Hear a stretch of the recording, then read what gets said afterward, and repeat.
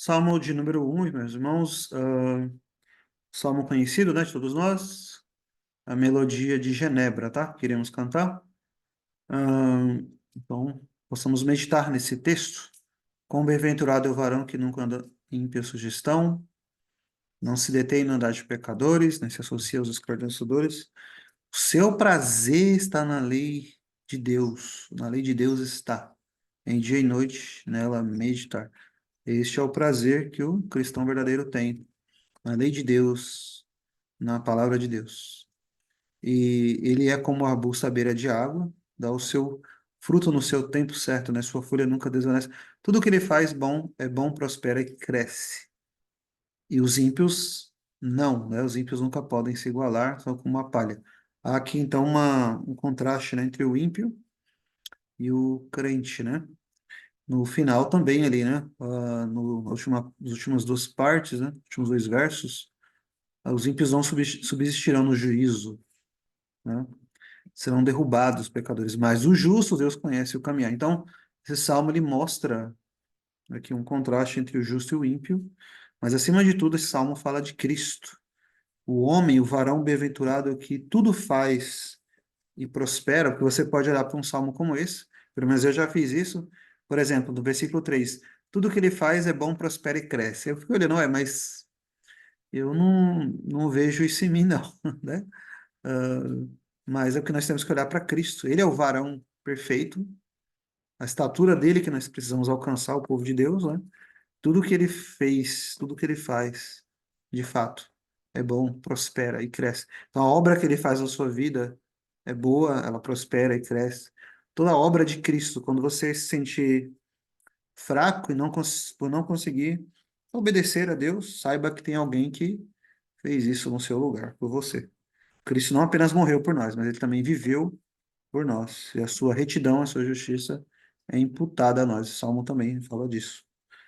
Salmo número 1. Não temos, então, melodia de Genebra. Vamos lá, estou com os irmãos aqui para cantar também. Quão bem-aventurado é o varão que nunca anda em ímpia sugestão, não se detém no andar de pecadores, nem se associa aos escarnecedores, mas seu prazer na lei de Deus está, e em dia e noite nela medita. Tal como arbusto à beira de água está, que em tempo próprio fruto ele dá, sua folhagem nunca desvanece. Tudo que faz é bom, prospera e cresce. Os ímpios nunca podem se igualar, são como a palha ao vento a voar. Por isso os ímpios não subsistirão, e no juízo todos cairão.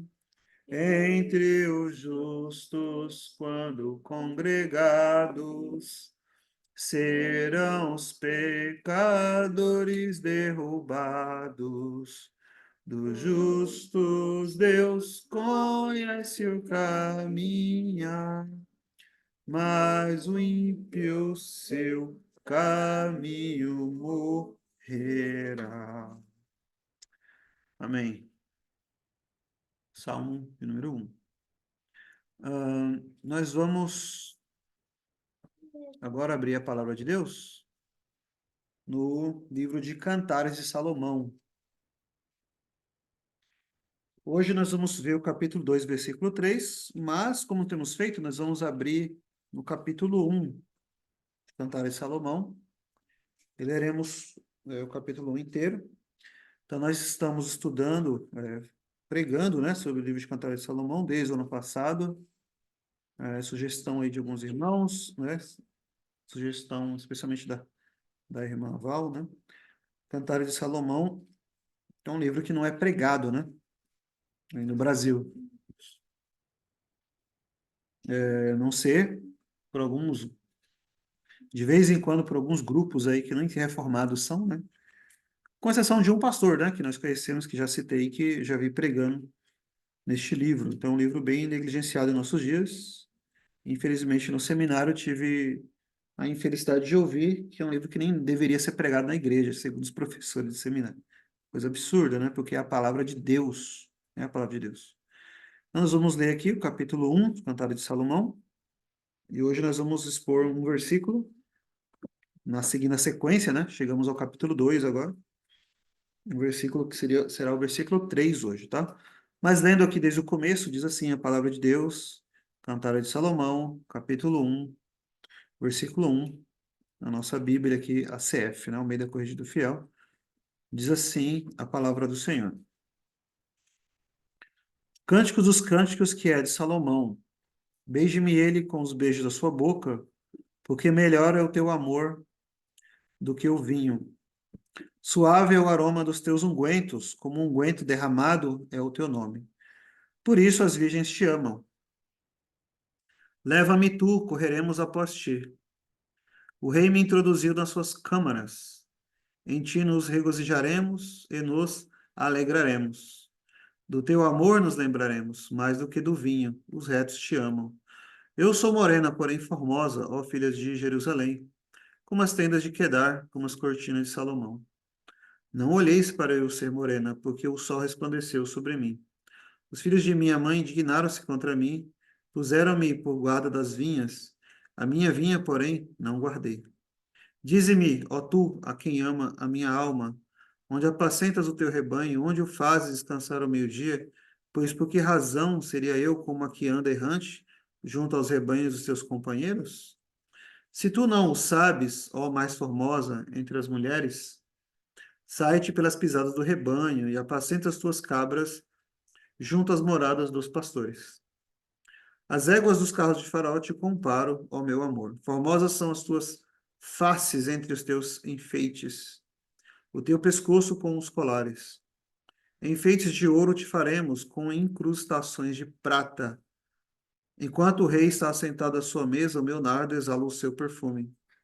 O meu amado é para mim como um ramalhete de mirra posto entre os meus seios. Como um ramalhete de hena nas vinhas de Engede é para mim o meu amado. Eis que és formosa, ó meu amor, eis que és formosa. Os teus olhos são como os das pombas. Eis que és formoso, ó amado meu, e também amável. O nosso leito é verde. As traves da nossa casa são de cedro, as nossas varandas de cipestre. Capítulo 2. Eu sou a rosa de Saron, o lírio dos vales. Qual lírio entre os espinhos, tal é o meu amor entre as filhas. Agora o versículo 3, irmãos. Qual a macieira entre as árvores do bosque, tal é o meu amado entre os filhos. Desejo muito a sua sombra, e debaixo dela me assento, e o seu fruto é doce ao meu paladar. Amém. Amém. Eu vou ler aqui novamente, versículo 3, que hoje será o nosso foco aqui, no versículo 3. Qual a macieira entre as árvores do bosque, tal é o meu amado entre os filhos. Desejo muito a sua sombra, debaixo dela me assento. Seu fruto é doce ao meu paladar. Amém. Então, irmãos, nós vamos dar continuidade agora nessa exposição do Cantares de Salomão. Este livro das Escrituras é um livro tão importante, tão precioso para nós hoje. Mas, novamente, comentando aqui na introdução, né, que nós estamos dando continuidade, começamos lá desde o do versículo 1, do capítulo 1 deste livro, e falamos que há muitas aí diferentes interpretações sobre esse livro, formas de interpretar este livro. E nós seguimos a forma de interpretar lá da época dos reformadores, dos puritanos, que está inclusive na Confissão de Fé de Westminster. Ou seja, que este livro ele fala de Cristo e da Igreja. Então, muitos hoje discordam disso, até no meio chamado reformado, né? As pessoas não concordam com essa interpretação. que o livro não fala de Cristo, eles dizem, né? Mas o próprio Senhor Jesus disse o quê? Que as escrituras falam dele. E falamos lá na introdução, os irmãos quiserem ver novamente, ou os que não viram, está gravada lá, está lá no YouTube, a introdução, porque as razões, porque interpretamos o texto assim, há várias razões aí bíblicas, teológicas, né? Então, os puritanos, os reformadores não tiraram isso do nada, tiraram isso da própria escritura, né? Essa visão, esse entendimento de Cristo e a igreja. Então, o livro ele trata disso, de Cristo e da igreja, como nós temos visto, e assim sempre foi ensinado. Você pega qualquer comentarista aí antigo, clássico, eles vão seguir essa linha, exatamente essa linha. Em algum lugar aí no século XIX para cá que mudaram muito isso, né? E um dos motivos pelo qual esse livro é importante, que eu já falei, é exatamente pela questão da experiência cristã. A experiência com Deus, a nossa experiência íntima com a pessoa de Cristo. Porque o cristianismo, podemos, usando essa expressão que é usada por muitos, né? Ele não é uma mera religião, ele é uma pessoa, é a pessoa de Cristo, e a vida cristã consiste nesse relacionamento com uma pessoa, não com ideias, não com uma doutrina, mas é uma pessoa.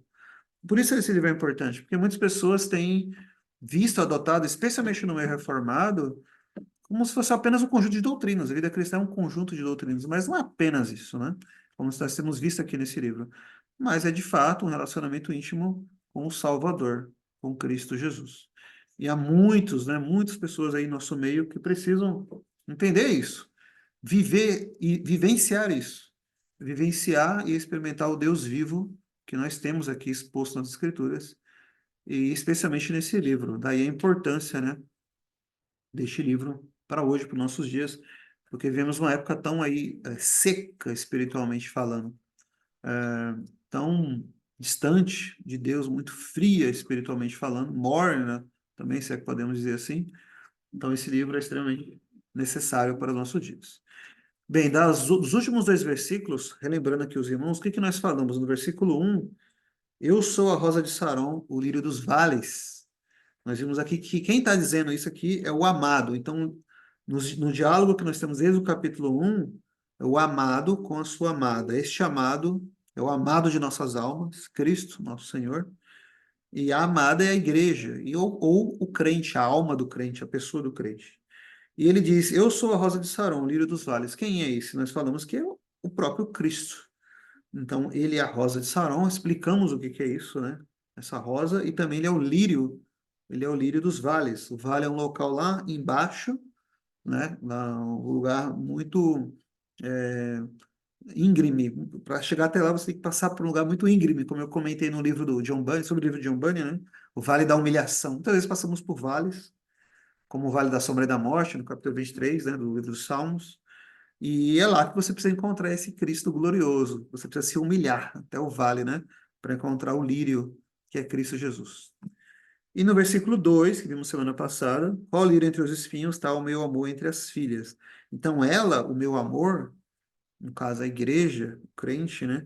É como o lírio entre os espinhos. Falamos que Cristo é o lírio, mas a igreja também é o lírio, porque a igreja deve se parecer com Cristo. Foi isso que falamos. Porém, essa igreja ela está entre espinhos. Esses espinhos representam, em muitos textos das Escrituras, as aflições, as dificuldades ou até os ímpios, né? Que causam mal ao crente. E na igreja, pessoas são falsos crentes, são mais espinhos, né? Que ferem as pessoas, como nós falamos, e não são como lírios, né? E os espinhos ferem como as coroas de espinho na cabeça do Senhor Jesus Cristo, que o feriu, né? E assim são muitos, né, que não são convertidos, e nós precisamos ser como Cristo, ou seja, como o lírio do vale. O lírio do vale. E agora, então, nós iremos ao versículo 3. Quero chamar a atenção dos irmãos aqui, versículo 3 para três coisas importantes. Eu quero destacar com os irmãos neste versículo 3. Três coisas importantes aqui, que são as seguintes.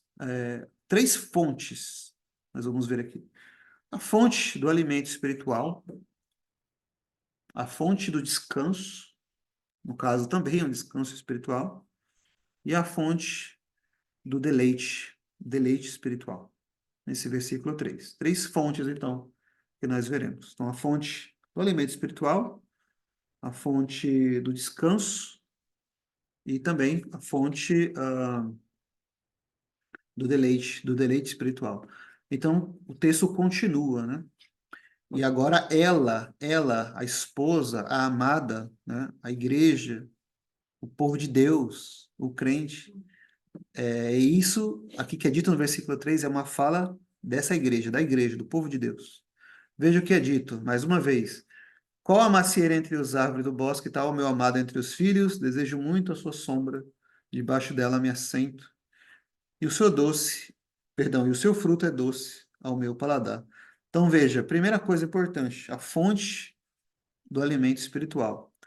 Qual a macieira entre as árvores do bosque? Tal é o meu amado entre os filhos. Note essa primeira parte aqui do versículo, né? A fonte de alimento espiritual. Então o texto fala aqui de um bosque, um bosque. Nesse bosque há o quê? Há muitas árvores. Há muitas árvores. Porém, nesse bosque há uma árvore especial entre muitas. Não é isso que diz o texto? Qual a macieira entre as árvores do bosque, tal é o meu amado entre os filhos. Então aí você imagina um bosque com muitas árvores, mas lá dentro desse bosque tem uma macieira, uma árvore diferente, uma árvore especial. E assim é o meu amado entre os filhos. Então você imagina que entre os filhos, esse entre os filhos, como nós vimos no versículo anterior, né? Assim é a minha igreja entre as filhas, né?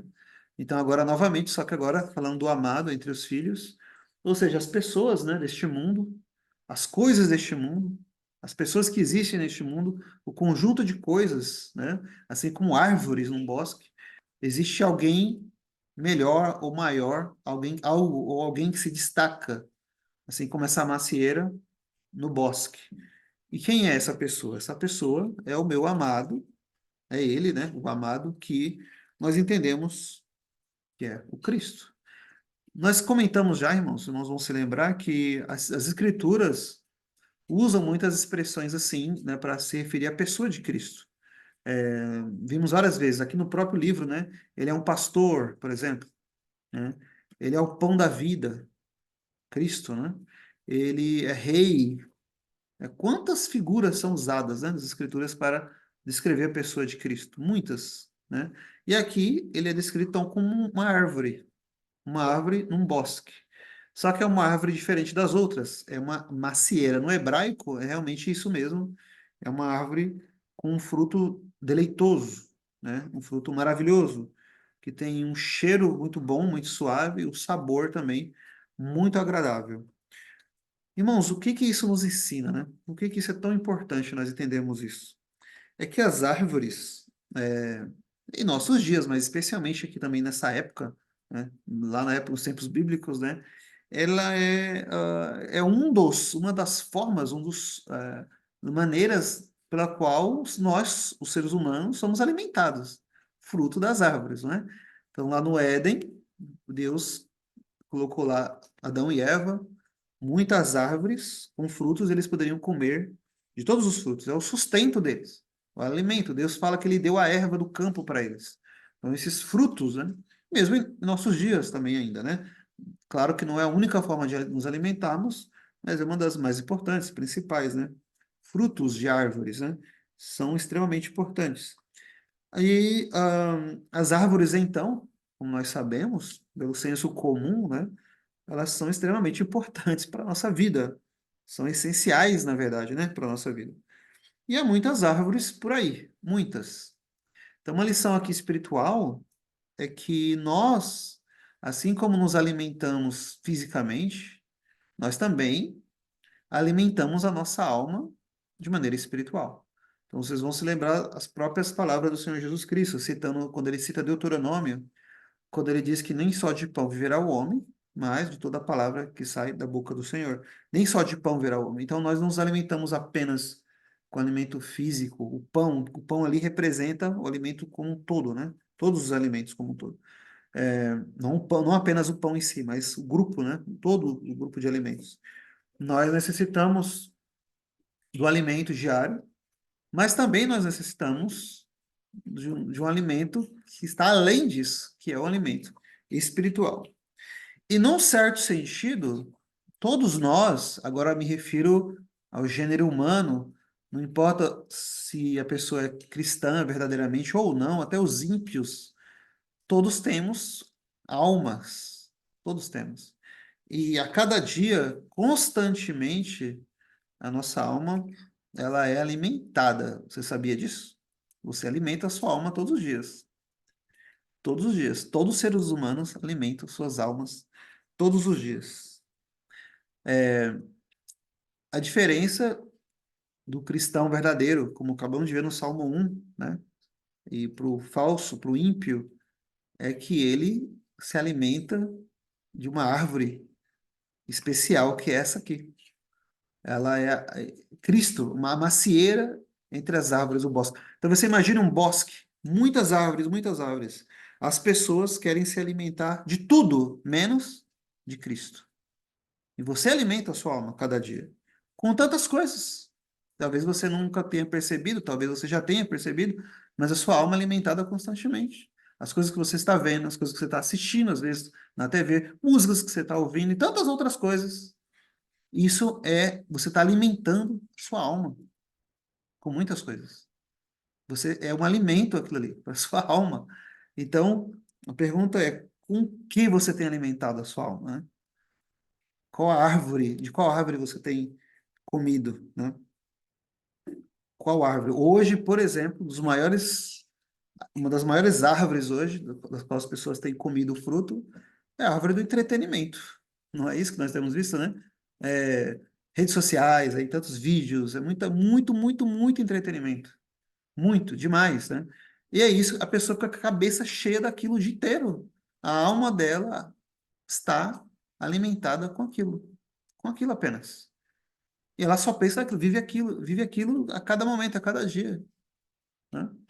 Veja bem, não estou dizendo que não há coisas boas no mundo que Deus criou. Claro que há. Assim como alimentos, né? Assim como você pode se alimentar, por exemplo, de uma boa companhia, de comunhão com os irmãos, momentos com a família, de um entretenimento saudável, tudo bem, mas o problema não é esse. O problema é que essas pessoas não querem a macieira do bosque, que é Cristo Jesus. Ele não é o maior alimento delas, não é o principal alimento delas, não é. Este não é. Eles querem apenas se alimentar com coisas indignas. E você, com que você tem alimentado a sua alma? Né? Com que você tem alimentado a sua alma? Com as coisas espirituais, com a palavra de Deus, e não apenas com a palavra de Deus, porque você sabia que você pode até ler as escrituras e não ser alimentado de fato espiritualmente. Então, eu falei isso para os irmãos já uma vez, né? Não basta ler as escrituras, mas você tem que ler as escrituras e ser alimentado pelo próprio Cristo quando você as lê. Ele disse: aquele que de mim se alimenta, esse por mim viverá. Essa é a vida do cristão. Então, ele se alimenta dessa árvore, dessa macieira, que é maravilhosa, o seu fruto é maravilhoso. O crente, ele olha tantas árvores aí desse mundo, ele pode se alimentar de tantas árvores, mas o cristão, ele deseja se alimentar de Cristo. Irmãos, para pensar numa coisa interessante, né? Adão e Eva, eles foram ordenados a comer de toda a árvore do jardim do Éden. Toda! Deus falou para comer, para eles comerem de todas. O diabo enganou eles, né? Distorceu essas palavras. Mas Deus ordenou que eles comessem de todas, menos de uma. E eles desobedeceram, comendo da árvore proibida. Agora, hoje, o verdadeiro cristão, Deus ordena o cristão não comer de toda a árvore, mas apenas de uma, que é Cristo. E ele faz, por quê? Porque ele nasceu de novo. Ele é uma nova criatura. Vocês entendem isso? É, num certo sentido, irmãos, eu estou ciente que Adão, né, lá no seu estado de inocência, ele não tinha, né, todas as questões, os problemas que temos hoje, que, que o pecado trouxe. Então, nesse sentido, ele estava numa situação melhor que nós. Porém, há um sentido, no sentido posicional, que você hoje está em Cristo, se você é um crente nascido de novo, nesse sentido, você está numa posição melhor do que Adão, porque Adão não tinha o Cristo que você tem hoje. Cristo não havia vindo ainda, né? Não havia morrido ainda por nós na cruz. Hoje entendemos que ele morreu na cruz, ele ressuscitou, ele é vivo, e você hoje pode se alimentar dele a cada dia. Então, essa é a diferença do verdadeiro cristão hoje. Existem autores, né? O Thomas Boston, famoso teólogo escocês, escreveu um livro sobre isso, né? Comparando o estado da inocência, o estado de Adão, o estado da queda, depois o estado do crente na conversão, e depois, por último, o estado na glória, né? Então, o cristão verdadeiro, nascido de novo, ele tem uma diferença. Ele não é igual o que ele era antes da queda, no pecado, né? Antes da conversão. Mas também ele não é igual como Adão era. Veja bem, é uma terceira fase diferente que você está, se você é crente. E porque Cristo, pelo seu Espírito, regenerou seu coração, você agora nela, você deseja se alimentar de Cristo. Então Adão foi ordenado a não comer de todas as árvores. Perdão, a comer todas as árvores, menos em uma. Hoje nós somos ordenados a não comer, ou se alimentar do pecado no mundo, mas comer dessa macieira que é Cristo Jesus. E o verdadeiro cristão, ele tem deleite e prazer nisso. Qual é o seu deleite? Qual é o seu prazer? Você se alimenta de Cristo? Se alimenta dele? Da sua palavra? Ou você prefere se alimentar no mundo, né? Disse um certo teólogo, né, que muitas pessoas, em vez de se alimentarem de Deus, de Cristo, né, o banquete espiritual, é um banquete espiritual, preferem as bolotas dos porcos deste mundo, né? Bolotas de porcos são coisas imundas, enquanto ele nos oferece um banquete espiritual. Mas só entendem que isso é um banquete espiritual só aqueles que nasceram de novo. Somente aqueles que nasceram de novo. Por isso Deus fala lá em Jeremias: duas loucuras cometeram o meu povo. Uma me deixaram, primeira loucura. A segunda, cavaram para si, a mim me deixaram, um manancial de águas vivas. E para si, cavaram cisternas rotas que não podem reter água. Então, abandonam o manancial de águas vivas e cavam cisternas rotas que não podem ter água. Esse é um símbolo, né, do pecado. O ser humano, em vez de se deleitar em Deus, ele foi criado para isso. Ele prefere se alimentar do pecado. Mas, como nós sabemos, o pecado ele não pode satisfazer a alma humana, porque a alma humana somente Deus pode satisfazer, somente Cristo. Por isso ele disse: aquele que tem sede, venha a mim e beba. Você tem sede de Cristo? Salmo 42, a minha alma tem sede de ti, ó Deus, a minha alma. Você ama essa árvore? Olha para esse bosque. Olha para esse bosque. Você consegue ver essa macieira? Você consegue ver esse amado entre os filhos dos homens? Como aquele que é único, Cristo Jesus.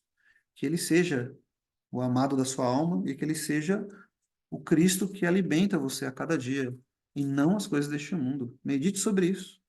Medite sobre isso. Mas em segundo lugar, a segunda fonte aqui, fonte do descanso. Veja a continuação do versículo que diz assim: desejo muito a sua sombra e debaixo dela me assento. Então veja, também é uma outra função da árvore, né? Nós temos o fruto da árvore, no caso aqui a macieira, né? Fruto, do qual você se alimenta, ela é fonte de frutos, né? Ela dá frutos. Mas a árvore também, ela dá descanso. Existe nela uma sombra, né? Uma sombra. E ela diz aqui, né, a mulher, a amada, né, ela deseja muito a sombra dessa árvore, a sombra dessa árvore, dessa macieira.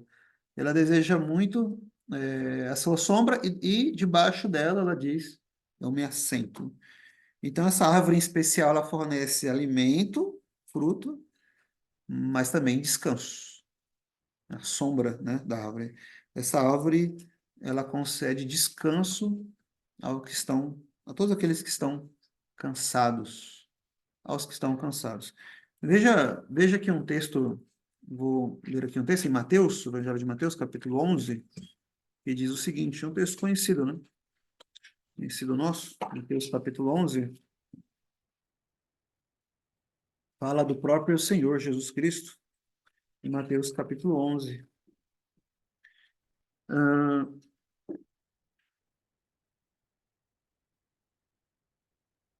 versículo 28. Veja o que diz, Mateus capítulo 11, 28, até o 30. Vinde a mim, 11, 28. Vinde a mim, todos que estáis cansados e oprimidos, e eu vos aliviarei. Tomai sobre vós o meu jugo, e aprendei de mim, que sou manso e humilde de coração, e encontrareis descanso para as vossas almas, porque o meu jugo é suave, meu fardo é leve. Encontrareis descanso para as vossas almas. Meus irmãos, olha para o mundo aqui que nós estamos vivendo hoje. As pessoas estão buscando, muitas vezes sem entender, na verdade, elas estão buscando descanso.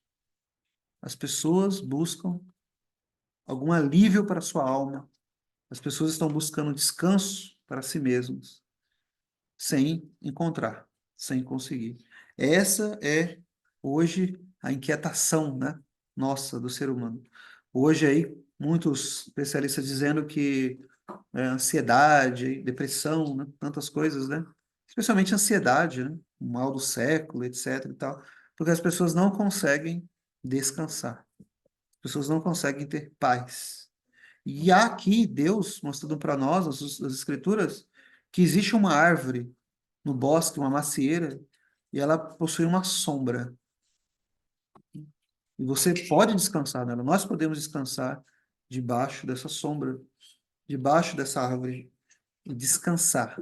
Descansar espiritualmente. Isso, meus irmãos, nada mais é do que a essência do Evangelho. Isso é a essência do Evangelho. Você sabe qual é a essência do Evangelho? A essência do Evangelho é o descansar em Deus, o descansar em Cristo.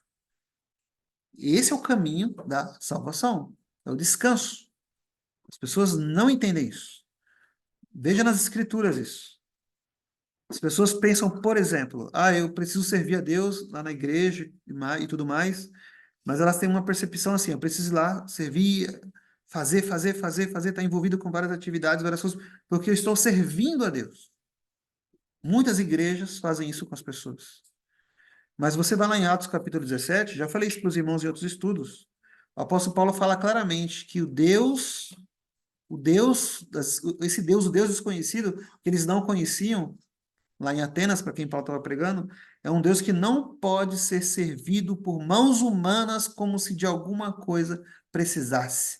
Esse Deus é autossuficiente, ele é completo, ele é perfeito, ele não pode ser servido por mãos humanas, como se de alguma coisa precisasse. Ele é completo. Se você não servir a ele na igreja, ele tem milhares de anjos sem pecado adorando ele, servindo ele todos os dias, ininterruptamente. Ainda que não houvesse nenhum anjo, ele também não precisaria de anjo nenhum para servi-lo, adorá-lo, porque a Trindade, Pai, Filho e Espírito Santo, é perfeita em si mesmo. Não há necessidade de ninguém, de nada. Ele é autossuficiente. Se Deus não fosse autossuficiente, ele não seria Deus. Então ele não precisa de nós. Não, não precisa.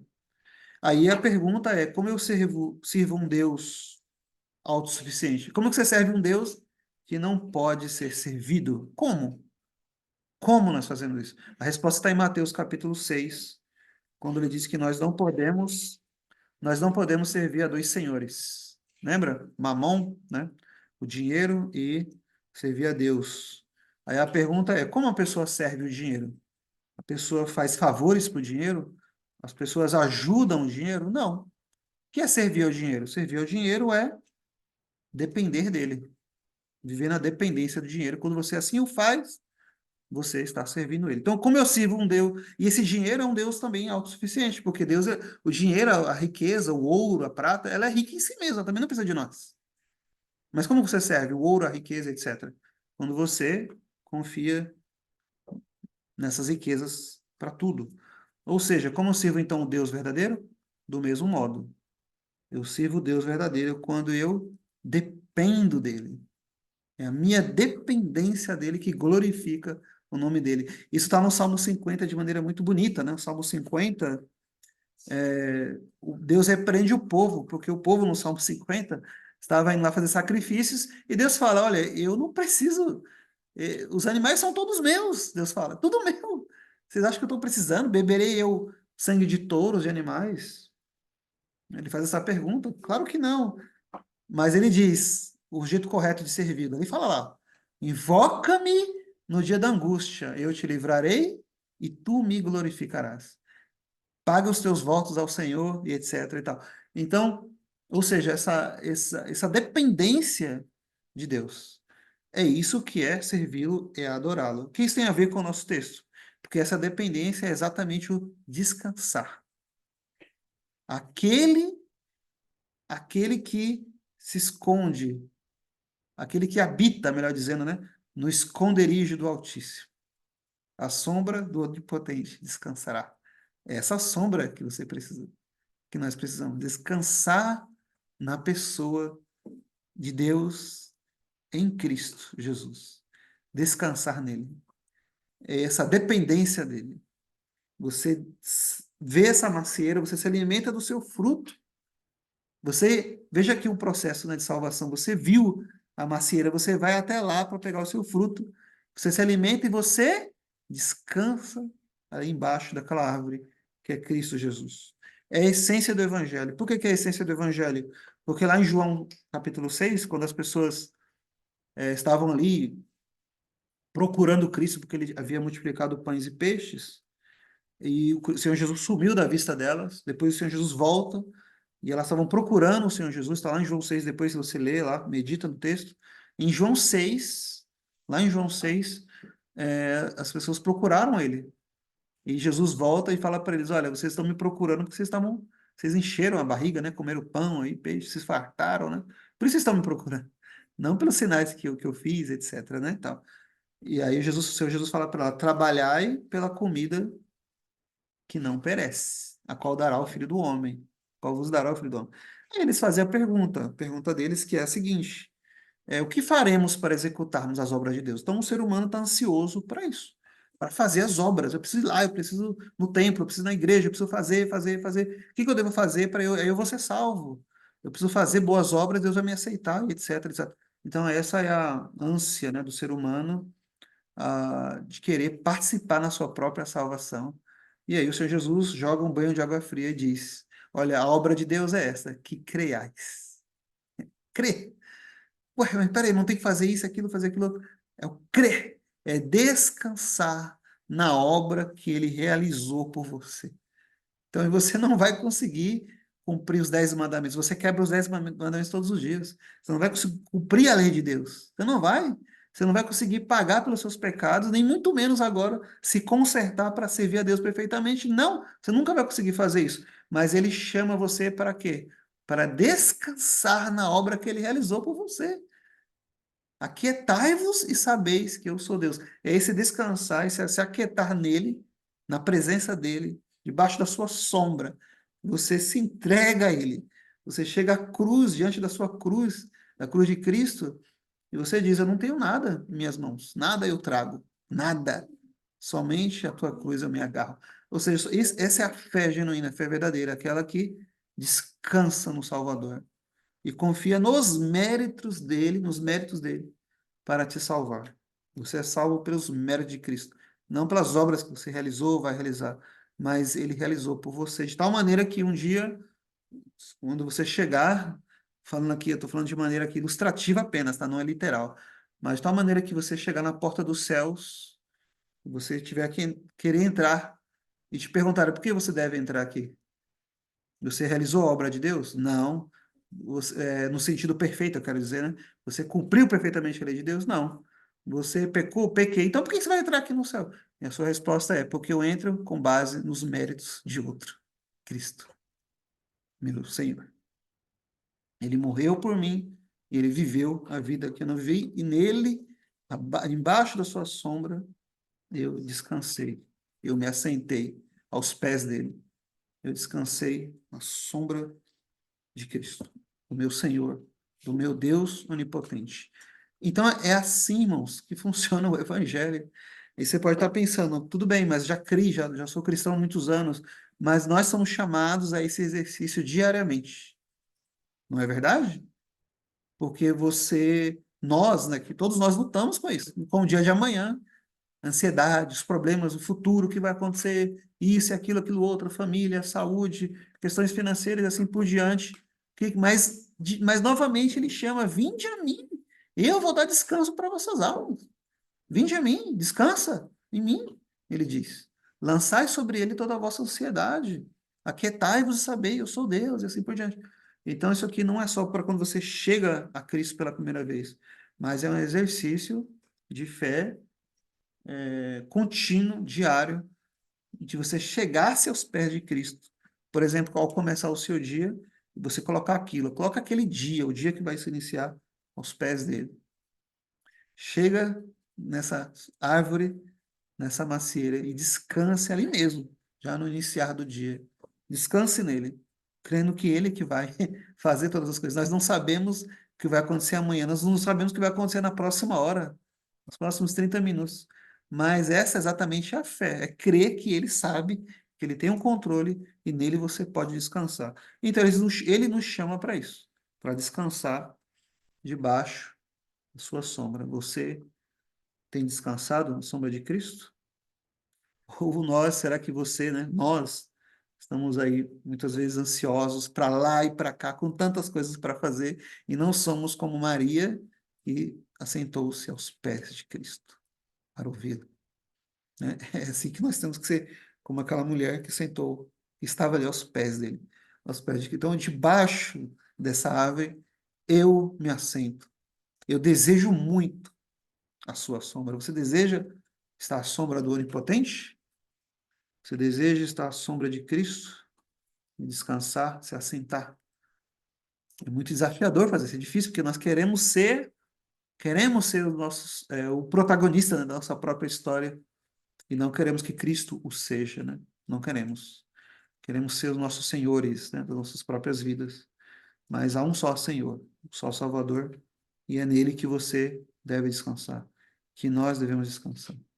Então, lembre-se disso. Descanse na sombra dessa árvore. Descanse, dependa dele. Esse é o verdadeiro servi-lo. Invoca-me no dia da angústia, eu te livrarei e tu me glorificarás. Porque a oração, ela é um ato de dependência, né? Eu dependo de ti, Senhor. Quando eu oro, é isso que eu estou dizendo. Então descansa nele, descansa no Senhor. Traga a ele, né, suas lutas, as suas dificuldades, coloca diante dele. Não andeis ansiosos por coisa alguma, disse o apóstolo Paulo, mas trazei tudo, todas as vossas petições, tudo o que for, tudo você pode falar com ele. Ele vai dar descanso, alívio para a sua alma. Alívio para a sua alma. Descanse nele. Então, em segundo lugar, Cristo é a fonte do descanso. Ele é a fonte do alimento. Ele é a árvore. E é dela que você tem que se alimentar. Não das árvores deste mundo. Mas ele também é o descanso. A fonte do descanso. Mas por último, irmãos, em terceiro lugar, ele é a fonte do alimento, a fonte do descanso e também a fonte do deleite espiritual, né? Veja o que diz o final do versículo. E o seu fruto é doce ao meu paladar. O seu fruto, ele é doce ao meu paladar. Então, veja, ela está descrevendo então, uma árvore, ela se alimenta dessa árvore, ela descansa debaixo da sombra dessa árvore, e ali, descansando, depois de haver comido, ela é como se ela tivesse parado agora pensando, como é doce. Sentada debaixo da árvore, experimentando, ali a sombra daquela árvore, experimentando esse fruto tão doce ao seu paladar. E assim ela diz: o seu fruto é doce, para mim é doce. Irmãos, Cristo, os frutos que Cristo dá, que essa árvore dá, são frutos deleitosos, são frutos que são doces ao nosso paladar, são doces para a nossa alma, são frutos que nos concede muita alegria, muito prazer e muito deleite para a alma do crente, para a alma do cristão, para a alma daquele que nasceu de novo. Sim, é um deleite espiritual. Veja, por exemplo, o salmista, né? quando diz que a palavra do Senhor é como mel na sua boca. Já parou para refletir sobre isso, para meditar? Eu, eu me lembro que quando eu era criança, eu fui a uma fazenda, como se fosse uma fazenda, né, do meu avô. Eu era muito pequeno, sei lá, acho que eu tinha uns 3 anos de idade, ou 4. Mas eu lembro que uma vez eu experimentei um mel nesse lugar. Um mel mesmo. E eu vou dizer para você que eu nunca esqueci esse gosto que eu senti aquele dia até hoje. Eu nunca esqueci. Com 3 anos de idade, até hoje eu nunca esqueci. E já experimentei vários tipos aí de mel que você puder imaginar, que temos aí no mercado hoje, né? Farmácia, sei lá. Nada se assemelha àquele mel. Nada. Não sei se alguém aqui já experimentou. Nada. Nunca até hoje eu vi. E quando você lê as escrituras, a palavra diz como mel, você pensa que é o mel da padaria aí, né? Do mercado. Não é esse mel, não, viu? Não é. Que a Bíblia fala lá. Não é. E outro dia eu estava ouvindo uma. Foi um vídeo que eu vi, foi no ano passado. É um vídeo sobre crianças memorizando as escrituras, né? E um dos homens que estavam lá na. É um programa, né? Que eles memorizam as escrituras. Um homem lá explicou o seguinte para uma criança. Achei muito interessante. Ele disse que lá no Velho Testamento, os mestres lá, os escribas, né? Os rabis, né? Melhor dizendo. Quando eles ensinavam as crianças a lei de Deus, isso na época do Velho Testamento, segundo ele disse, né? Ele traziam as crianças para memorizar, né? Passagens das Escrituras. Só que eles faziam assim, tinham uma mesa, ele explicando, né, esse homem, e tinham esse mel puro, aquele mel lá de séculos antes de Cristo. E a criança tinha que ir lá pegar o mel, colocar na boca, experimentar. Aí o Rabi dizia: agora você vai memorizar as Escrituras e vai meditar até essas escrituras serem para sua alma o que esse mel foi na sua boca nesse exato momento que você experimentou. É assim que você tem que meditar nas escrituras. Esse mel que você experimentou, você vai experimentar as escrituras do mesmo modo. O que o salmista está dizendo ali, irmãos, é algo muito profundo. É como mel, as escrituras, a palavra de Deus é como mel para mim, na minha boca, é como mel maravilhoso. Esse é o fruto de Cristo. Cristo é a própria palavra de Deus encarnada. Ele é, como vimos recentemente, Salmo no Apocalipse 19, né? Ele é aquele que se chama pela palavra de Deus, ele é o Verbo de Deus, é a palavra de Deus encarnada. Cristo, irmãos, ele é deleitoso para a nossa alma. O seu fruto é doce ao meu paladar. Cristo é doce para você? Cristo é doce para o seu paladar? Um puritano, Thomas Watson, se não me engano, ele disse que Cristo só vai ser doce para o seu paladar quando o pecado for amargo. Quando o pecado for amargo para sua alma, aí então Cristo se tornará doce para você, para a sua alma.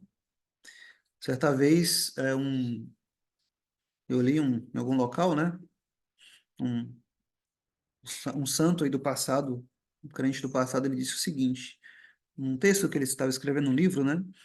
Ele disse uma frase que eu nunca esqueci. Ele disse assim, como que ele, falando para Cristo, ele disse assim, Senhor Jesus, o só pensar em ti enche a minha alma de dulçor.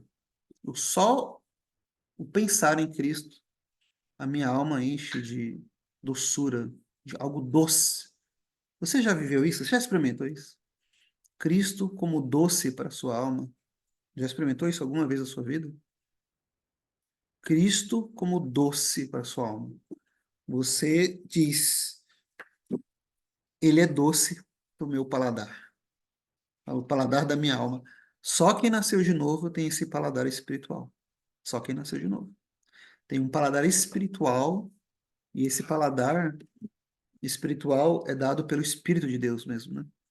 E você vê Cristo como totalmente desejável, totalmente amável, totalmente doce para a sua alma, e os outros ímpios, as pessoas de fora, não entendem isso, eles não conseguem ver isso. Isso, inclusive, é um dos assuntos aqui deste livro, né? As mulheres aqui perguntam para a amada, mas quem é o teu amado melhor do que outros? Ou seja, eles não entendem, os ímpios não entendem, as pessoas que não nasceram de novo, o cristão nominal dentro da igreja lá, pode estar dentro da igreja, mas ele não nasceu de novo, ele não entende por que Cristo pode ser tão doce para o crente. Tão doce. O fruto de Cristo é doce. Que frutos são esses? Muitos teólogos aqui afirmam, comentaristas, né, que a paz de Cristo, o amor de Cristo, a alegria de Cristo, a justiça de Cristo, a santidade de Cristo, ou seja, todos esses atributos, né, que estão em Cristo Jesus, a sua própria palavra, tudo isso são os frutos de Cristo, que Cristo nos concede, no qual nós experimentamos e nós nele nos deleitamos. Ele é doce para nós, doce para aquele que nasceu de novo. Veja, irmãos, por isso que eu enfatizo aqui a importância desse livro. Como é importante esse livro? E aqui nesses 3 pontos que eu descrevi para os irmãos, você tem aqui o Evangelho, a salvação, a vida cristã, tudo aqui. Você olha para o mundo e você vê aí tantas árvores, mas Deus abre os seus olhos, você enxerga uma árvore especial, que é Cristo, a macieira no bosque. E depois, aí você vai entendendo que é dela que você tem que se alimentar. E aí você chega até essa árvore para pegar o seu fruto. E agora você descansa debaixo dessa árvore. Você descansa. Você descansa nele para sua salvação, para tudo que ele vai te conceder espiritualmente. Você descansa nele. E aí então agora, assentado debaixo da sua sombra, você comendo desses frutos, você se deleita em Cristo. E você diz: Ele é doce. Ele é doce ao meu paladar. Ele é doce para mim, ele é doce para a minha alma. Irmãos, essa é a vida cristã. Então, se você não enxerga Cristo como a única árvore verdadeira, a melhor de todas, única, singular, se você não descansa em Cristo Jesus, debaixo da sua sombra, se você não tem prazer nos frutos dele, você não acha dele, então você não nasceu de novo. Você não conhece o Evangelho. Mas esse livro, como eu falei lá na introdução, o verdadeiro crente, aquele que nasceu de novo, ele vai ter prazer neste livro aqui.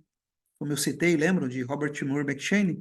Esse livro aqui, Cantares de Salomão, não tem declarações rígidas de doutrina, mas aquele que nasceu de novo, ele vai olhar, quando ele vê o amado da sua alma sendo descrito aqui neste livro, ele vai ter prazer, um prazer imenso em meditar nesse Cristo e dele se alimentar. Aquele que de mim se alimenta, esse por mim viverá. Meus irmãos, então, que podemos, então, meditar nisso, nesse texto. Você possa refletir, meditar, orar sobre isso. Você possa se alimentar dele e descansar dele e ter um deleite imenso em Cristo Jesus. Um imenso deleite. Que ele seja o deleite da sua alma, que ele seja o amado da sua alma. Que você possa dizer: Cristo é doce, ele é doce para mim. E que muitas vezes você estiver aí fazendo alguns afazeres de casa, ou trabalhando, ou ir de serviço, né, no seu trabalho, né, dirigindo, seja, né, a profissão aí dos irmãos, seja em casa lavando uma louça, seja, e de repente você lembrou de um nome, Jesus, ele veio à sua mente. E na sua alma veio aquele deleite especial, porque você se lembrou, o Espírito Santo te lembrou ali aquele nome tão especial, Cristo, o nome que é sobre todo nome. E você pode dizer, como esse escritor do passado: Senhor, eu só lembrar, só pensar no teu nome, enche a minha alma, o meu coração de doçura, de dulçor, porque tu és doce, ó Deus, para mim. Tu és doce para a minha alma. Meus irmãos, que Deus nos abençoe. Então, possamos meditar essas coisas, né, que foram faladas, essas verdades, essas doutrinas. E o Senhor nos dando graça, iremos dar continuidade ainda a este livro. Mas vamos ficar por aqui hoje, terminar com uma oração. Vamos concluir com uma oração. E gostaria de pedir, então, dois irmãos orarem, se os irmãos puderem. O irmão Edson, se estiver podendo orar aí, irmãos, nós encerrarmos, se estiver podendo. E depois o irmão Anderson também. Então, dois momentos de oração. E que o Senhor, né, nos ajude, nos abençoe e aplique, né, essa palavra em nossos corações. Oremos.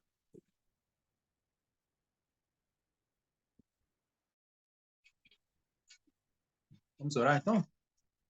Senhor nosso Deus, nesse momento queremos orar ao Senhor, dar graças ao Pai por este momento que podemos estar diante da palavra do Senhor e ouvir a exposição dela, Pai, pensar nessas coisas.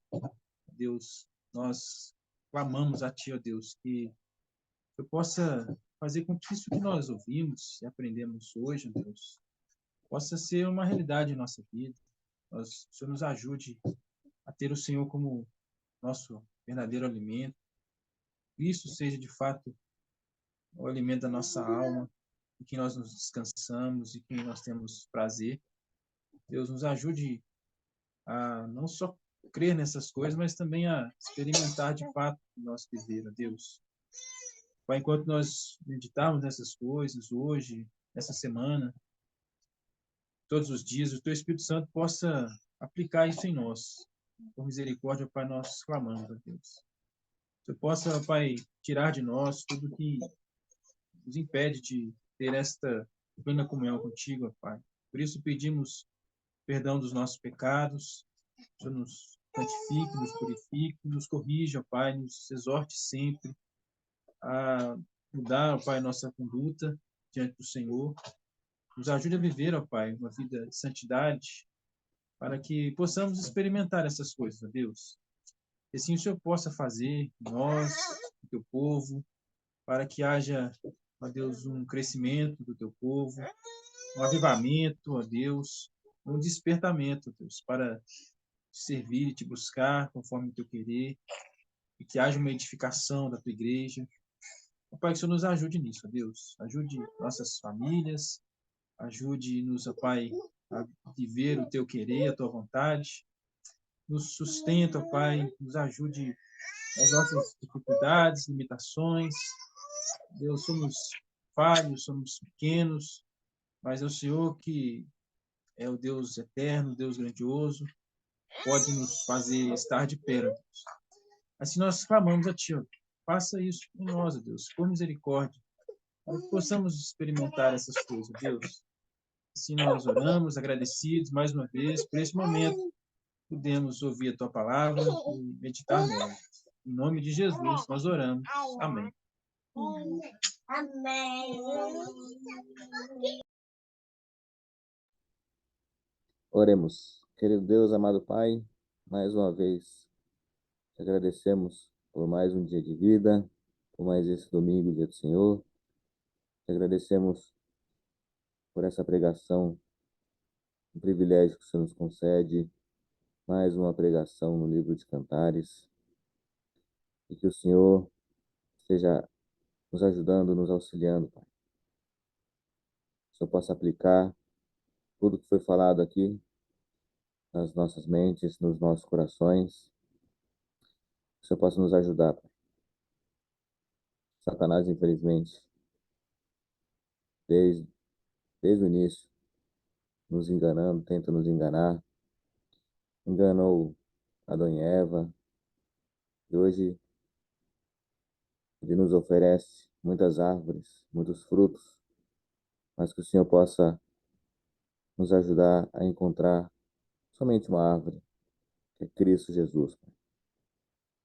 No mundo cada vez mais acelerado, cada vez mais rápido, que nos ajude a parar e refletir e descansar no Senhor. Até nisso Satanás nos engana, porque a gente quer trabalhar na igreja, quer fazer muita coisa, mas muitas vezes não acabamos descansando no Senhor. Que o Senhor nos ajude a parar, que nos ajude a refletir e descansar de fato no Senhor. E que a sua palavra seja de fato como um mel na nossa boca. Que o pecado seja amargo. Que o pecado seja muito amargo e que a sua palavra, Deus, seja doce como mel na nossa boca e que o Senhor nos ajude a te buscar, a te obedecer em espírito, em verdade, com sinceridade de coração. Seja perdoando todos os nossos pecados, nossas falhas, transgressões. Perdão por nos deleitar em tantas coisas, tanta correria, tanta coisa, e nos esquecemos do principal, que é o Senhor, que é a sua palavra. Que possamos falar igual Pedro falou, Pai. Aonde nós iremos? Para onde nós iremos? Só tu tens a palavra de vida eterna. Somente no Senhor. Perdoe os nossos pecados, nossas falhas, e que o Senhor esteja abençoando cada irmão, cada irmã aqui presente, que não puderam participar, cada família aqui representada, que o Senhor traga salvação para quem não é salvo, regeneração. O Senhor nos traga santificação, nos dê a santificação, que possamos cada vez mais ser santos, obedientes a Ti e a Sua santa palavra. Abençoe essa semana que se inicia hoje, que você esteja abrindo as portas e que o Senhor nos ajude a ter um local físico para congregar, uma igreja bíblica para estarmos congregando, igrejas no Brasil todo para que possamos, Senhor, estar congregando conforme a Sua vontade, conforme o Teu querer, conforme o Senhor ordenou, conforme o Espírito Santo inspirou pessoas para escreverem as Sagradas Escrituras, conforme a Sua vontade, conforme o Teu querer, não conforme o nosso jeito, a nossa maneira, do jeito que nós gostamos, mas conforme a Sua maneira, conforme o Senhor determinou. Nos ajude, nos auxilie nesse sentido. Seja conosco, abençoe sua igreja, sua noiva, os cristãos ao redor do mundo, e que o Senhor possa derrotar, derrubar todos os seus inimigos, os inimigos da igreja, do cristianismo. Obrigado, Senhor, em nome de Jesus. Amém. Amém, irmãos. Obrigado, irmãos, pelas orações, irmão Edson, irmão Anderson. Deus abençoe grandemente. Meus irmãos, Deus abençoe, então. Boa semana a todos.